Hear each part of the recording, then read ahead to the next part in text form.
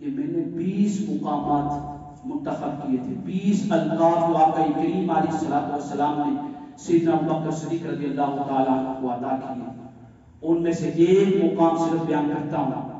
فرمایا جانتے ہو میرے حوض کوثر پہ میرے ساتھ کون آئے گا؟ ہم تو سارے پہنچیں گے نا، وہ کون ہوگا جو مصطفیٰ کے ساتھ حوض کوثر پہ پہنچے گا؟ فرمایا یا ابا بکر انت صاحبی فی الغار وانت صاحبی علی الحوض، جس طرح اس غار میں آج تو میرے ساتھ ہے، اسی طرح قیامت کے دن حوض کوثر پہ بھی مصطفیٰ کے ساتھ ہوگا۔ یہ تو یار غار کی شان ہے۔ جانتے ہو پہلے کون آئے گا؟ یہ تو تھا جو مصطفیٰ کے ساتھ آیا ہے، اور جو مصطفیٰ کے بعد سب سے پہلے امت میں حوض کوثر پہ پہنچے گا وہ کون ہوگا؟